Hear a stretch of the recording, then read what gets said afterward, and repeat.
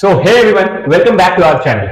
आज की इस वीडियो के अंदर हम बात करने जा रहे हैं क्लास 10 के एक ऐसे चैप्टर के बारे में जिसका नाम सुनते ही बच्चों को डर लगने लगता है। सारे चैप्टर के अंदर एक तरफ रख दिया जाए और इस चैप्टर को एक तरफ रख दिया जाए तो फिर भी बच्चों के मन में इसका सबसे ज्यादा डर होता है। आपने बिल्कुल सही समझा। आज की इस वीडियो के अंदर हम बात करेंगे क्लास 10 के ट्रिगोनोमेट्रिक चैप्टर के बारे में। इस वीडियो में आगे बढ़ने से पहले मैं आपको यह बता दूं, अगर आपने इस सीरीज को कंप्लीटली देख लिया so I can promise you trigonometry आपसे ऐसे बनने लगेंगे और आप अपने सर्कल में एक ऐसे स्टूडेंट होंगे जिसको ट्रिग्नोमेट्री का डर बिल्कुल भी नहीं होगा। चलिए शुरू करते हैं इस चैप्टर को।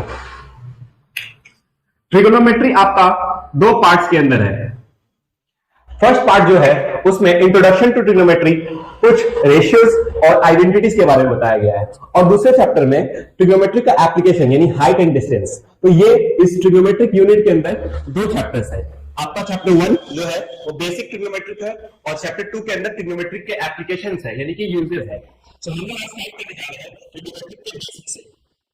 ट्रिगोनोमेट्री आपके 3 वर्ड से मिलकर बने हैं। पहला वर्ड है ट्राई, जिसका मतलब होता है 3। दूसरा वर्ड है आपका गॉन या गोनो, इसका मीनिंग होता है साइड्स। और जो थर्ड पार्ट है मेट्री, यानी इसका मतलब होता है मेजरमेंट। ट्रिगोमेट्रिक मैथ्स का वो ब्रांच होता है जिसके अंदर ट्रायंगल के साइड्स और ट्रायंगल के एंगल्स के बीच में रिलेशनशिप क्या है इसके बारे में हम पढ़ते हैं। मैं एक बार रिपीट और कर देता हूं। ट्रिग्नोमेट्रिक वैसा ब्रांच है मैथमेटिक्स का जिसके अंदर हम ट्रायंगल के साइड्स और ट्रायंगल के एंगल्स के बीच का रिलेशनशिप को स्टडी करते हैं। So tri, gono and metry. Got it? So चलिए आगे बढ़ते हैं।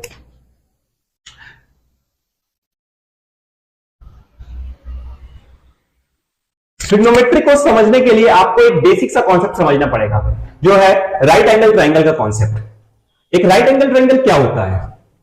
जी हाँ, जिसके एक एंगल का वैल्यू आपका 90 डिग्री हो। ठीक है। मैंने यहां पे एक राइट एंगल ले लिया है जहां बी पर 90 डिग्री है। इसके तीनों साइड्स कौन कौन होंगे और उसका क्या नाम होगा, आइए समझते हैं।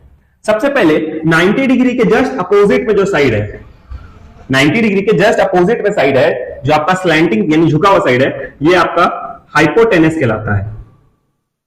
हाइपोटेनस। Got it? अब आपको पता होगा कि जो बचा हुआ दो साइड्स परपेंडिकुलर और बेस होता है वो डिपेंड करेगा कि कौन सा एंगल आपने लिया है। देखिए यहां पे आप समझिएगा ध्यान से, अगर मैंने एंगल सी को रिफर किया है, एंगल सी को, तो एंगल सी के अपोजिट वाला साइड कहलाएगा परपेंडिकुलर और जो बच गया साइड वो कहलाएगा बेस। तो परपेंडिकुलर या बेस डिपेंड करता है कि किस एंगल के बारे में बात हो रहा है। अगर आप यहां पे एंगल ए को रिफर करेंगे, देखिए जैसे मैंने एंगल इस बार ए को रिफर किया, तो ए के सामने वाला साइड यानी कि ये जो बीसी साइड है ये अब कहलाएगा परपेंडिकुलर एंगल ए के लिए, और ये साइड जो एबी है ये कहलाएगा बेस एंगल ए के हिसाब से। Got it? तो आपका हाइपोटेनस जो होता है वो हमेशा फिक्स रहेगा, यानी जो लॉन्गेस्ट साइड है, और स्लैंटिंग है यानी कि झुका हुआ है। परपेंडिकुलर और बेस डिपेंड करेंगे कि किस एंगल के बारे में बात हो रहा है।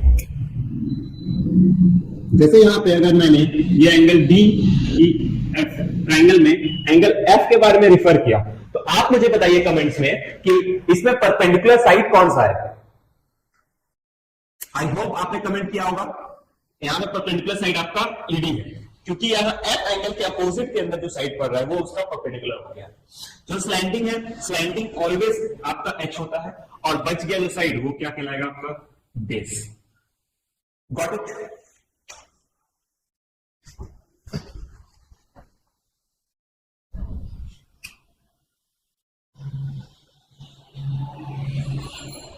अब राइट एंगल ट्रायंगल के साथ जुड़ा हुआ वर्ल्ड फेमस जो थ्योरम है जो आप क्लास 6 से पढ़ते आ रहे हैं, हम उसके बारे में बात करेंगे।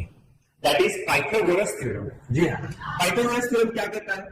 ये बहुत सिंपल सी बात कहता है कि h का square is equal to t का स्क्वायर प्लस d का स्क्वायर।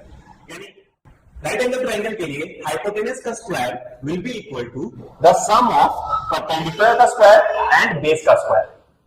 जैसे अगर मैंने यहां पे आपका 8 सेंटीमीटर 6 सेंटीमीटर ले लिया और ये 10 ले लिया, तो आप देखो ये जो बचा हुआ परपेंडिकुलर और बेस है इसका स्क्वायर करने पे आपको तीसरा वाला साइड यानी कि हाइपोटेनस का स्क्वायर मिल जाएगा।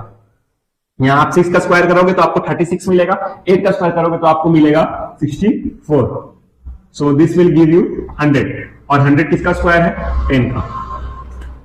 चलिए आगे बढ़ते हैं। अब हमारा जो नेक्स्ट टॉपिक है वो है ट्रिग्नोमेट्रिक रेशियोज। ट्रिग्नोमेट्रिक रेशियोज क्या होते हैं? बहुत इजी लैंग्वेज में हम लोग अभी समझने वाले हैं, ठीक है। तो देखिए, हमने बात किया था कि ट्रिग्नोमेट्री वो ब्रांच है जिसमें एंगल्स को और उसके साइड्स के बीच का रिलेशन हम लोग स्टडी करते हैं, ठीक है। तो अगर आप किसी भी एंगल के लिए, ठीक है, किसी भी एंगल के लिए, जैसे मैंने यहां पे एंगल सी मान लिया, तो आप बताइए इसके लिए पहले परपेंडिकुलर कौन है? परपेंडिकुलर आपने सही कहा, इसके सामने वाला साइड होगा यानी ए बी। तो किसी भी एंगल के लिए उसका परपेंडिकुलर और उसी का हाइपोटेनस का रेशियो जो आता है किसी भी एंगल के लिए, उसका परपेंडिकुलर और डिवाइड बाई उसका हाइपोटेनस, यानी इसका जो रेशियो आता है, इसे हम उस एंगल का साइन कहते हैं। इस रेशियो को एक स्पेशल नाम दे दिया गया है जिसे साइन कहा गया है। तो हम यहां क्या लिखेंगे? साइन सी। साइन सी यानी कि यहां पे सी एंगल के लिए परपेंडिकुलर और हाइपोटेनस का रेशियो लिया गया है, तो इस रेशियो को एक स्पेशल नाम दिया गया है साइन। और क्योंकि ये एंगल सी के लिए निकाला गया है तो मैंने यहां लिखा साइन सी। इसको शॉर्ट में SIN भी लिखा जा सकता है। Got it? अगर आपको एंगल स्पेसिफाइड नहीं है, यानी आपको उसका वैल्यू गिवन नहीं है, तो एंगल के लिए हम एक वेरिएबल थीटा यूज करते हैं। तो हम कह सकते हैं sine theta is equal to perpendicular by hypotenuse.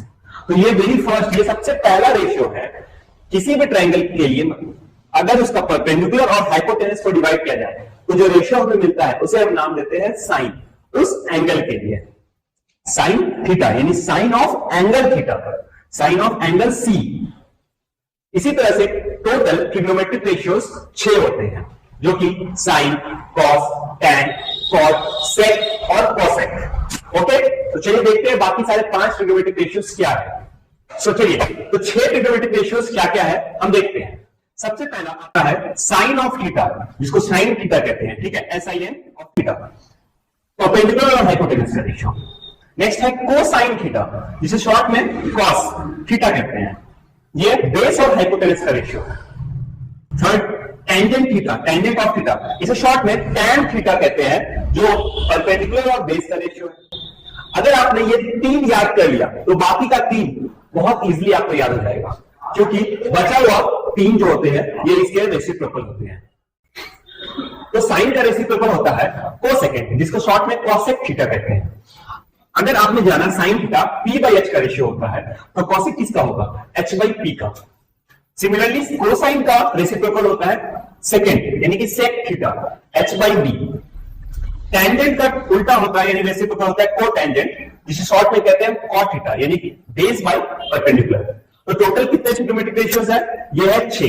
अगर आपने शुरू के 3 याद कर लिए तो ऑटोमेटिक बाकी के 3 आपको याद हो जाएंगे। एक बार मैं रिवाइज करवा देता हूं आपको। सबसे पहले हमने पढ़ा साइन थीटा, जो परपेंडिकुलर और हाइपोटेनस का रेशियो होता है। सेकंड हमने पढ़ा कॉस थीटा, जो कि बेस और हाइपोटेनस का रेशियो होता है। थर्ड हमारा था टैन थीटा, परपेंडिकुलर और बेस का। अब जो बाकी बचे हुए 3 है वो रेसिप्रोकल किस प्रकार से है? साइन का आपको याद रखना है, साइन का रेसिप्रोकल होता है कोसेक, यानी कि P/H का उल्टा H/P। देखिए यहां पर कॉस का उल्टा होता है सेक, यानी कि H/B, और टैन का उल्टा होता है कॉट, यानी D/P। तो ये थे 6 different trigonometric ratios. That's all for the part 1 of this video series. We will meet you in the part 2। जिस वीडियो के अंदर हम सीखेंगे कि अलग अलग एंगल्स के लिए डिफरेंट ट्रिग्नोमेट्रिक रेशियोज के वैल्यू क्या होते हैं। So if you like the video, please hit that like button. If you are new to our channel, please subscribe to our channel and don't forget to share it with your friends. Also comment below which part of the video series did you like the most.